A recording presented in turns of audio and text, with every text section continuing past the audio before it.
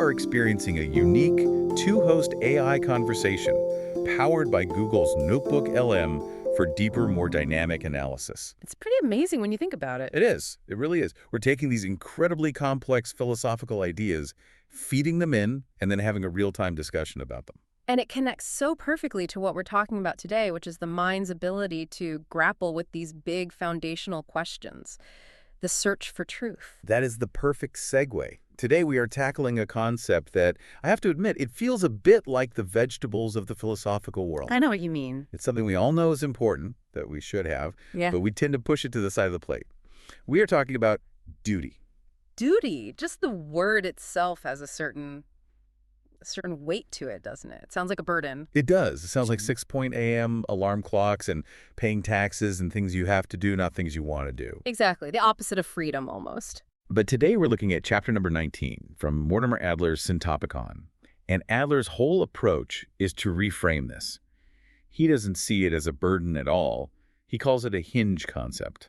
And that metaphor is so important to get right from the start.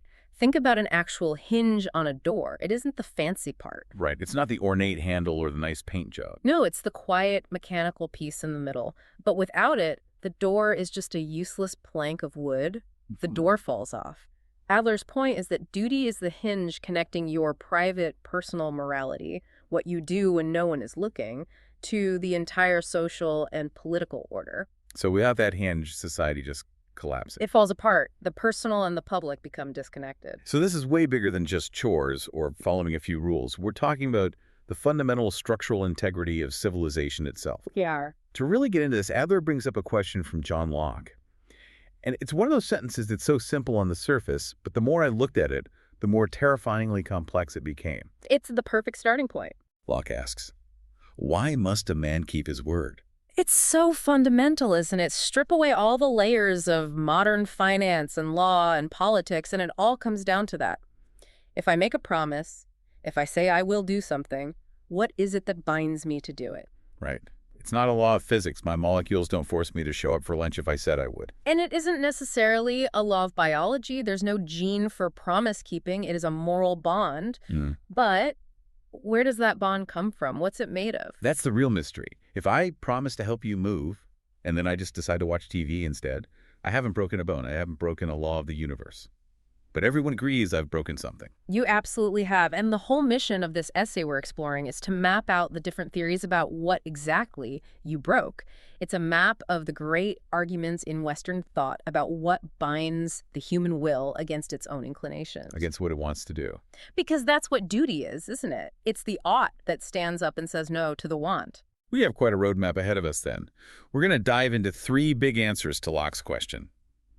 God, or the state, virtue, and something called the moral law.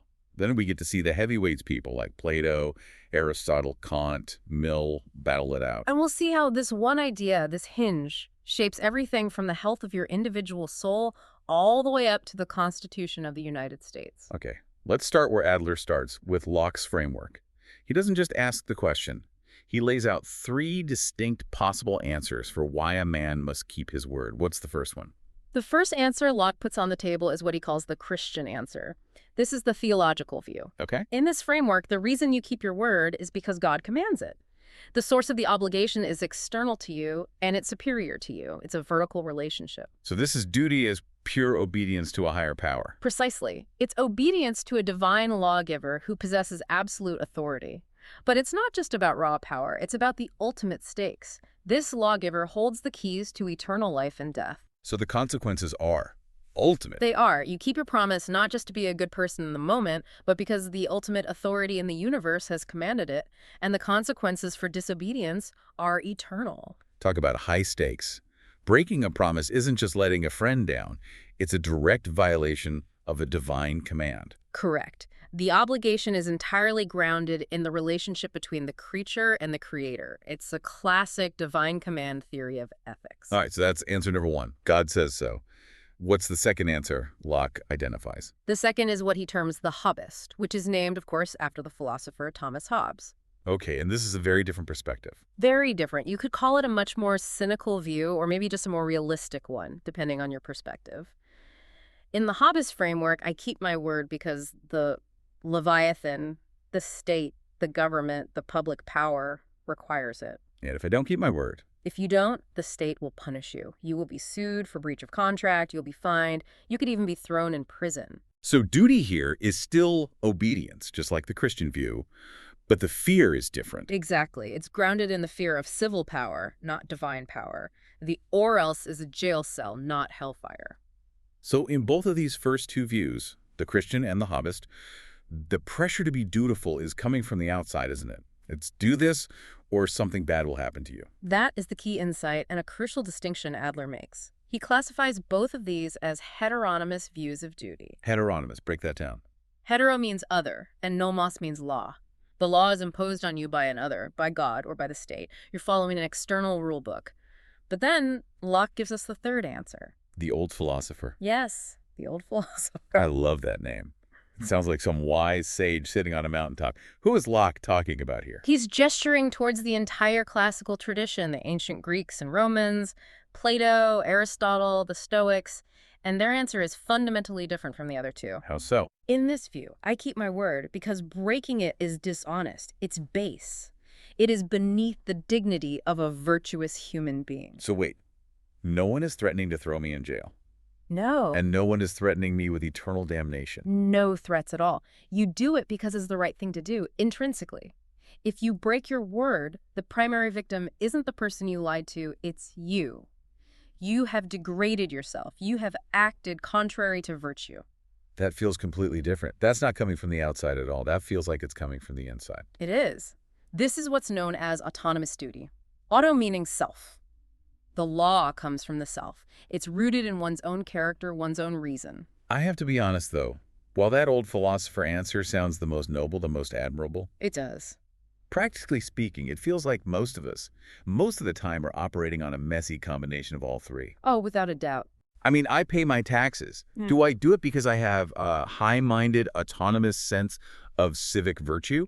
Maybe a tiny part of me does, but mostly it's because I'm terrified of getting audited. That is pure Hobbist fear. Right. But then, I might help my neighbor move a heavy couch. The government doesn't care about that. God might, but for me, I'm mostly doing it because I want to be a good neighbor, a good guy. That's the old philosopher talking. You've hit on it exactly. In the real world, in the laboratory of our daily lives, these motivations are all blended together. But Adler's point, and the point of the whole history of ethics, is that every major philosophical system has to grapple with which of these is the primary source of obligation. Which one is the foundation? Exactly. When push comes to shove, is morality fundamentally about external power and law? Or is it about the intrinsic rightness of an act? About the character of the actor? Let's dig deeper into that old philosopher idea, the intrinsic rightness of it. The essay takes us way back to the ancients to explore this, and there's a story from Plato that I think just perfectly crystallizes this whole tension. The Ring of Gauges. A classic, and for my money, one of the greatest thought experiments in all of philosophy. It comes from Plato's dialogue, The Republic. For anyone who hasn't read The Republic recently, can you set the scene for us? Of course. The story goes that a shepherd named Gyges finds a ring in a cave. He's fiddling with it and discovers that when he turns the setting of the ring inward toward his palm, he becomes completely invisible. The ultimate superpower. The ultimate superpower. He can go anywhere, do anything, steal whatever he wants, listen in on any conversation, and he will never, ever be caught. There are no external consequences, no police, no public shame, nothing. It's the ultimate test of character. It's the ultimate test. And the character in the dialogue telling the story, Glaucon, he uses it as a challenge to Socrates. Glaucon says, look, if you gave one ring like this to a supposedly just man and another to an unjust man, they would both end up behaving in the exact same way. Really? He thinks the good guy would become a bad guy. He does. He argues they would both steal, they would seduce their neighbor's wife, they would kill their enemies. Glaucon's argument is that we only do our duty, we only act justly because we are afraid of being seen and punished. Take away the visibility, and our sense of duty evaporates. That's a profoundly dark view of human nature. It is. It's basically saying we're all just criminals waiting for the security cameras to be turned off. That's the argument. But Socrates, of course, disagrees. He disagrees vehemently. So Socrates says the just man, the one with character, would still do his duty even with the ring on his finger. Yes, he would. But why? I mean, that's the core question. If no one can see him, why bother? If I can steal $1 million from a corrupt corporation and no one gets hurt, or at least I don't get caught, why shouldn't I do it? For Plato, the answer has nothing to do with getting caught. The reason you don't do it is because injustice damages the health of your soul. The health of the soul. He uses a medical analogy that I find incredibly powerful. Imagine you're alone in a room. On the table is a bottle of poison. No one is watching. No police. No one will ever know if you drink it. Would you drink it? Of course not. That's a ridiculous question. It would kill me, or at the very least make me incredibly sick. Exactly. You don't avoid drinking poison because you're afraid of the police. You avoid it because it disrupts the internal harmony of your own body. It makes you sick. Plato argues that acting unjustly, lying, stealing, betraying your word is a kind of spiritual poison. It's poison to the soul. Precisely. It creates a sick soul. It disrupts the inner harmony of your mind by putting your base appetites and your passions in charge of your reason. So doing your duty isn't about following some external rule book. It's about maintaining your own psychological and spiritual health. It's an act of self-preservation. Correct. If you use the ring of Gyges to do evil, you might get rich, you might get powerful, but you have destroyed yourself in the process. You have become a slave to your own worst desires. That's a fascinating way to frame it. Duty isn't a chore. It's hygiene for the psyche. A perfect way to put it. But then, as he so often does, we have Aristotle come along. And Aristotle looks at Plato's grand, poetic ideas and decides he wants to tighten the bolts a bit. He wants to be more specific, more rigorous with his terminology. Aristotle, the great categorizer, he loves putting things in their proper boxes. So how does he define duty? For Aristotle, the concept of duty is strictly and only about justice. Only justice. Yes. He makes a key distinction between different types of virtues. On one hand, you have virtues like courage or temperance. Those are about your own character. They are about your relationship with yourself, managing your fears, managing your appetites. Okay. But justice for Aristotle is different. Justice is inherently social. It is always about your relationship to other people. So let me see if I get this. In Aristotle's strict sense, do I have a duty to be brave? No, not a duty. You should be brave because courage is a virtue that will help you achieve a flourishing life, what he calls eudaimonia or true happiness. But that's for your own sake. But I do have a duty to do what? You have a duty to pay your debts. You have a duty to honor your parents. You have a duty to serve your country in a just war. See the pattern? Duty, for Aristotle, is social. It is the specific debt we owe to other people in our community. It's almost transactional, in a way. I owe you this, you owe me that. It's about fulfilling obligations. You could say it's relational. It's about maintaining the proper relationships between people. What about a duty to oneself? Does Aristotle think that exists? Only, he says, metaphorically. He suggests you could talk about a duty to yourself in the sense that your rational part has a duty to rule over your passionate or appetitive part, like a good king governing his subjects within your own soul. But for a duty in the strict sense, you need two separate parties. Okay, so this is getting clear. We have Plato, for whom duty is about inner soul health. Then we have Aristotle, who narrows it down to mean what you owe to your neighbor. Now let's fast forward in history. We cross into the Middle Ages, and we encounter the intellectual giant, Thomas Aquinas. And Aquinas is such a critical figure in this story because he acts as a bridge. He takes that Aristotelian idea of justice, the social obligation, but then he expands it, he deepens it through the Christian concept of natural law. Natural law, that's a term you hear thrown around a lot, especially in legal and political debates. What does it actually mean in this philosophical context? For Aquinas, natural law is the rational creature's participation in God's eternal law. Okay, that sounds a little dense. Let's break it down.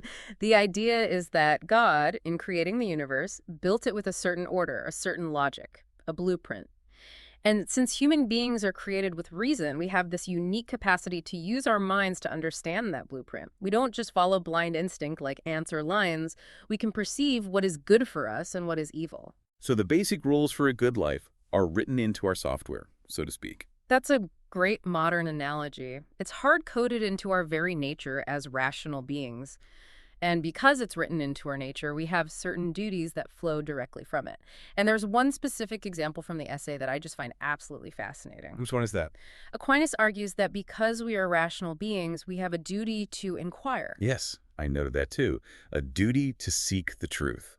Think about the massive implication of that. Even if there's no civil law that says you must go to school, and even if the Ten Commandments don't explicitly say thou shalt read a textbook, Aquinas is arguing you have a fundamental moral obligation to use your mind. Simply because God gave you a mind. So Yeah. not using it would be, what? Well, A waste. An insult. Exactly. To let your mind lie fallow, to remain willfully ignorant, is a violation of the natural law. It's a sin against your own God-given nature as a thinking being. That's actually incredibly empowering. It frames learning and education not as a privilege or a chore, but as a core moral imperative. You owe it to yourself, and in his view, to your creator, to become as wise as you can be. It is a beautiful and optimistic vision of humanity's purpose. But then we get to Thomas Hobbes, and the mood changes drastically. Drastically is an understatement. If Aquinas' world is lit by the warm, guiding light of reason, Hobbes' world feels like a cold, gray, concrete prison cell. Well, you have to remember the context. Hobbes is writing during the chaos of the English Civil War. He sees society collapsing. He sees violence, betrayal, neighbors killing neighbors. He looks at humanity in its raw state, and he doesn't see a natural law of goodness or a duty to inquire. No, he sees a state of nature that is a war of all against all. And a life that is solitary, poor, nasty, brutish, and short.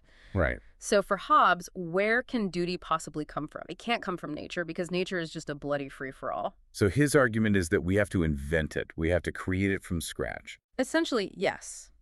For Hobbes, before the creation of the state, before the Leviathan comes into being, there is no such thing as just or unjust. There's only survival. If I need your food to live, I take it. That isn't wrong in the state of nature. It's just what I have to do. Justice is a concept that only becomes valid when there is a sword to enforce it. Covenants without the sword are but words.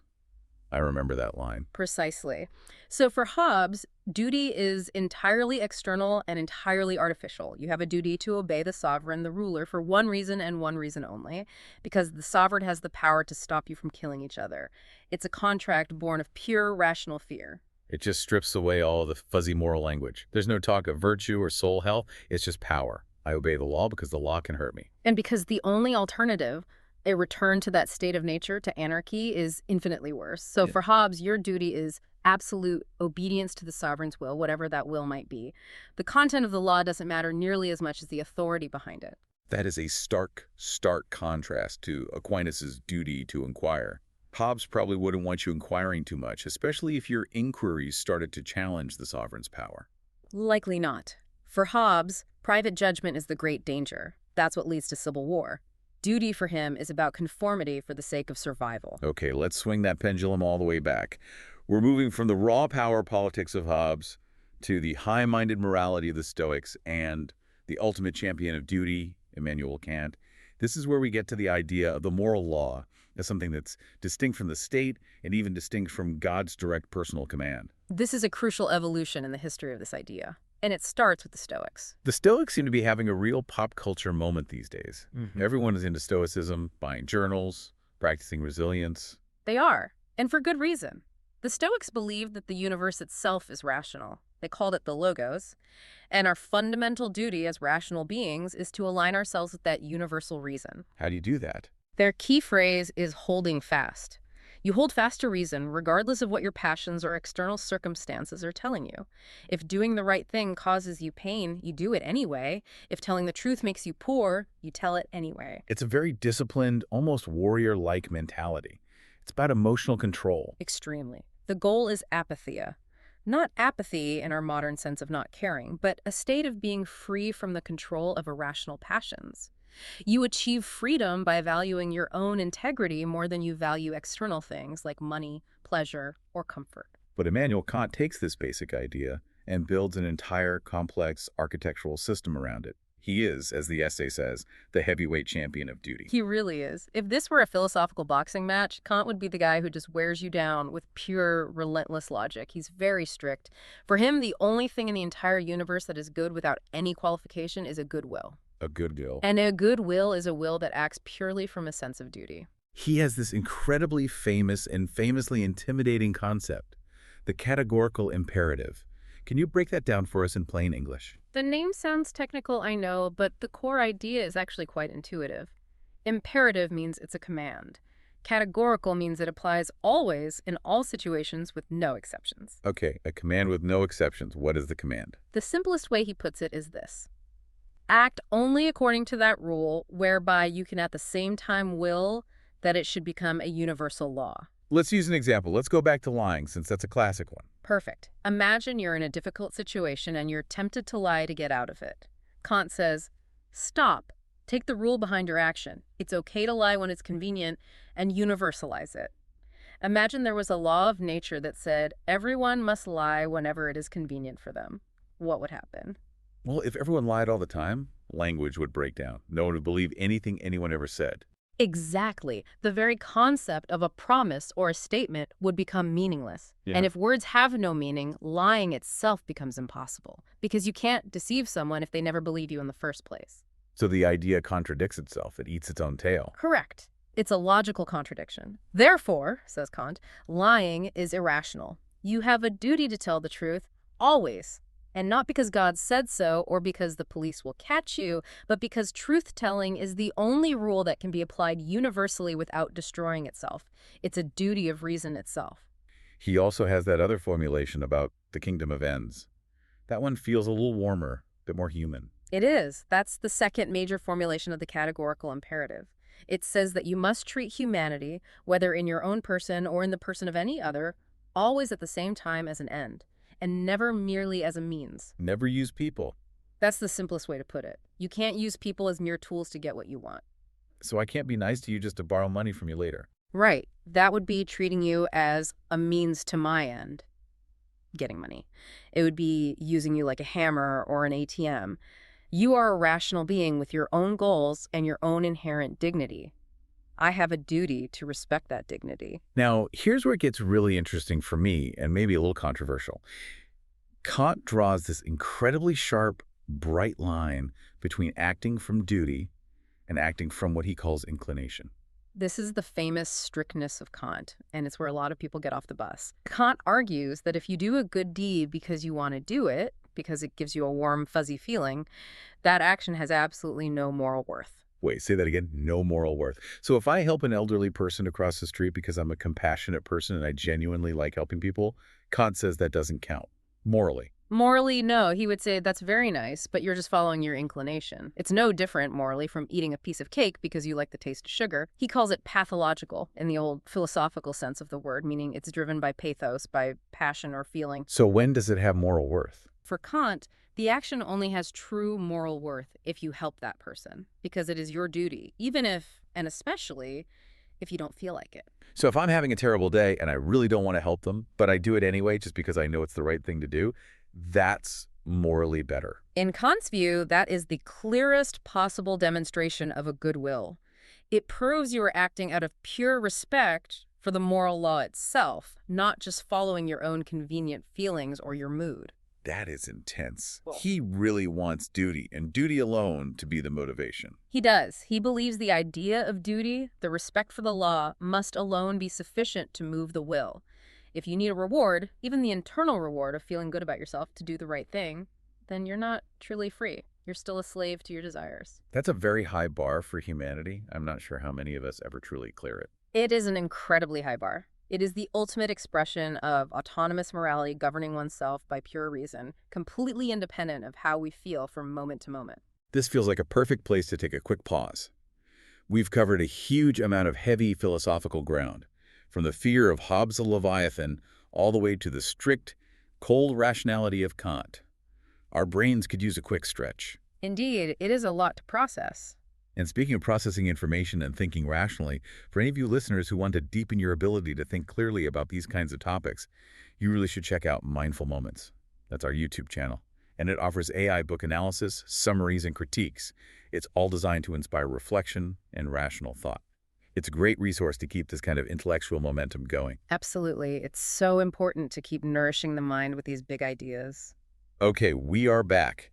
And we left off with Kant telling us, more or less, that if we enjoy doing good deeds, they don't count morally. Which brings us right to the next major section of the essay, the great conflict between duty and happiness. This is truly one of the fundamental splits in the entire history of moral philosophy. Adler categorizes all ethical systems into one of two camps. the ethics of duty versus the ethics of happiness. So on one side, you have the do what you ought crowd, like Kant, and on the other side, you have the do what makes you happy crowd. Roughly, yes. And at the far, far end of the happiness spectrum, you'd find the Epicureans. Lucretius and his friends. Right. For the Epicureans, the highest goal in life is ataraxia, the absence of pain, fear, and anxiety. They just want a peaceful, tranquil life. For them, duty, especially civic duty, is often just a nuisance. It's a stressor. It's an external stressor that disrupts their peace. They would say, don't get involved in messy politics, don't take on heavy burdens that cause you worry, just tend your garden with your friends and be at peace. It sounds pretty nice, I have to admit, but is it a moral life? Well, this is the gap that a thinker like John Stuart Mill tries to bridge with his theory of utilitarianism. He's firmly in the happiness camp. He believes the goal of all action should be to create the greatest happiness for the greatest number of people. But he knows we can't just all be selfishly pursuing our own pleasure. Well, so how does he get us to care about other people's happiness without cracking Kant's whip of duty? He argues that we have innate social feelings. Mill believes that human beings have a natural sentiment of sociality. We are not isolated atoms. We want to be in harmony with our fellow creatures. It's part of our own happiness. So I don't help my neighbor because some cold moral law commands it.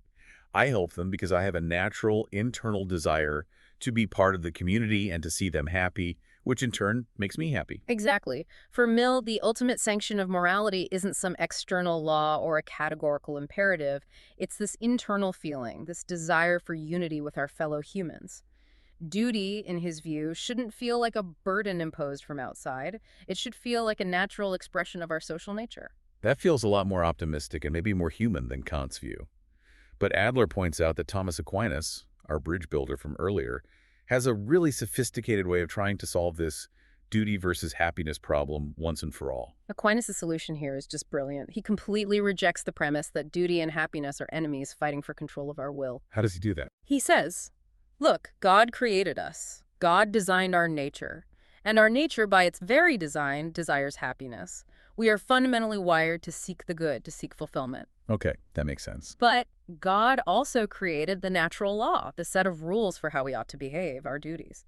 Now, would a rational and benevolent God create a creature that can only be happy by breaking his rules? Or, conversely, a creature that can only follow his rules by being miserable? No, that would be a cruel cosmic joke, a setup for failure. Right, it would be contradictory. So Aquinas argues that they must run on parallel tracks. What the natural law commands us to do, our duty, is in fact the very instruction manual for how to achieve our ultimate fulfillment, our true happiness. So doing your duty is the way to be happy. They're not in conflict. In the ultimate final sense, yes. You cannot be truly deeply happy in that flourishing eudaimonia sense, while simultaneously violating your own nature and the moral law that governs it. For Aquinas, they are two sides of the same coin. That sounds wonderfully harmonious in theory. But in practice, in the messy reality of human life, desire and duty often feel like they're crashing into each other head-on. They do. And that crash, that collision, is the raw material of great tragedy. The essay spends some time on this, and I think it's crucial because it's where the philosophy becomes human. We love stories where the hero is forced to choose between what they want and what they must do. Adler points to the perfect classical example, Aeneas from Virgil's Aeneid. He is shipwrecked in Carthage. He falls deeply in love with Queen Dido. He wants to stay there, to build a life with her, to be happy. That's his desire. But he has a duty, a divine mission from the gods to sail to Italy and found what will become Rome. And he leaves her. He chooses duty over love. And it's absolutely heartbreaking. It is. Or look at the Greek play Antigone. This is perhaps the ultimate clash of duties. Antigone has a sacred duty to the laws of the gods to perform burial rites for her dead brother. But she has a civic duty to the laws of the state, represented by her uncle, King Creon, to leave his body to be eaten by dogs because he was a traitor to the city. So it's not a simple case of good versus evil. It's right versus right.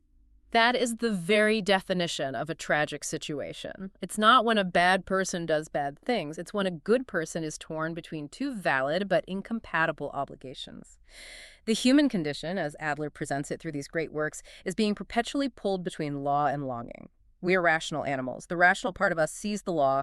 The animal part of us feels the longing. And sometimes that internal struggle isn't heroic and tragic. It's just messy and confusing. Which brings us to the modern curveball the essay throws into the mix.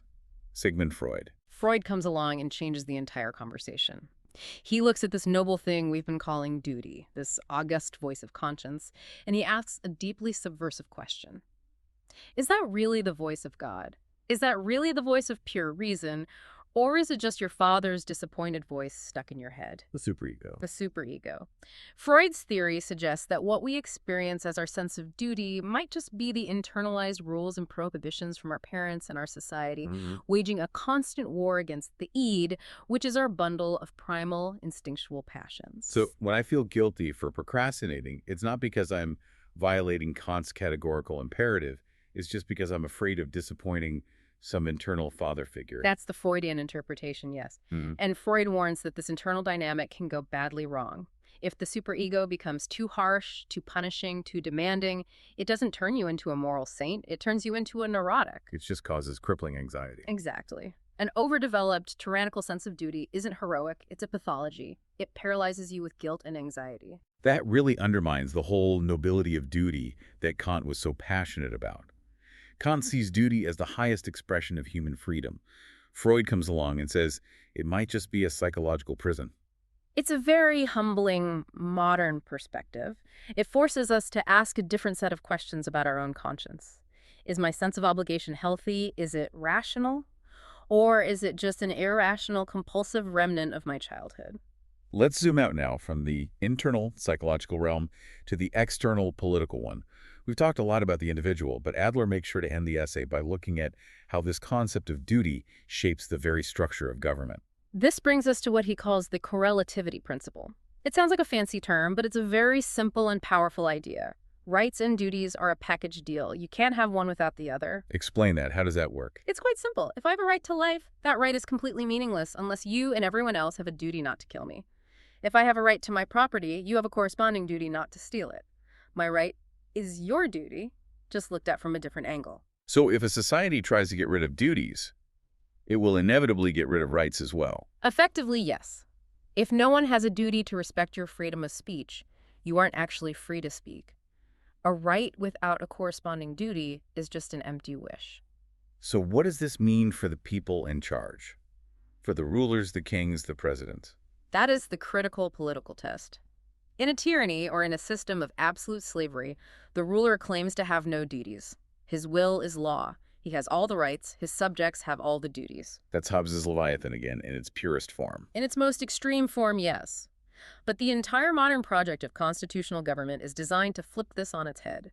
It relies on the radical idea that those who hold public office are servants. Public servant. We use that phrase all the time, but we forget how powerful it is. It means they are duty-bound. The president, the prime minister, the members of Congress, they are bound by an oath to the Constitution and to the law. They have duties to the people. And because the ruler has duties, the citizens have rights. That is the core of modern liberty. Adler also makes a neat theological point here. In this political view, the only being in the universe who has no duties is God. And why? Because God has no superior. Everyone else, from the most powerful king down to the humblest citizen, is bound by some law, some duty. That's a powerful equalizer. We are all, in some sense, under the law. And that is what protects us from tyranny and oppression. If we see duty not just as chains, but as the very structure that creates the space for our rights to exist, it completely changes how we view politics and our role as citizens. So we have traveled this enormous landscape, from the internal health of the Platonic soul to the external structure of the modern state. As we start to wrap this all up, let's go back to Adler's big so what question. Why does mapping all these different arguments matter? Why not just say, be a good person and move on? Because be a good person collapses the moment things get difficult, the moment your duties conflict, or the moment your desires scream louder than your conscience. Adler wants to move us from mere information, just knowing that Hobbes said this and Kant said that, to genuine understanding. Understanding the consequences of these different ideas. Exactly. How you ultimately answer Locke's simple question, why must a man keep his word, defines not just your ethical system, but what you believe a human being truly is. Let's run through those options one last time. If you answer like Hobbes, you are ultimately saying that humans are fearful, self-interested animals who need a powerful master to keep them in line. If you answer like Kant or the Stoics, you are saying that humans are rational citizens of a moral universe, creatures capable of governing themselves by reason. And if you answer like Aquinas, You're saying that we are creatures of a benevolent God whose personal happiness and moral duty are ultimately beautifully aligned. and finally, if you answer like Freud, You're saying that we are deeply conflicted psychological messes, trying our best to navigate the chaotic battle between our animal drives and our social programming. the scary part is, on any given day, I feel like I could be any one of them. And that is the final thought, really. We can't escape duty. We are always bound by something. The fundamental human choice isn't whether to be bound, but by what we choose to be bound. Which ought will be your master? Is it fear? Is it reason? Is it a desire for harmony? Is it love? You have to choose. And understanding that choice, understanding these distinctions is what protects us. It helps us see duties not just as arbitrary rules dropped on us from on high, but as the reasoned commitments we make to ourselves, to each other, and perhaps to God that make it possible for us to live together in a functioning free society. They are, in the end, the price of admission for a civilized life. Well, if this discussion has sparked your interest and you want to see how other great ideas connect and clash with this one, you should click the link on screen for more on this and other essay subjects. It is absolutely worth the time to dig deeper into these foundations. Definitely. Subscribe, share, and if you're so inclined, purchase via the link. And most importantly, think rational. Always. Nourish your mind on the go.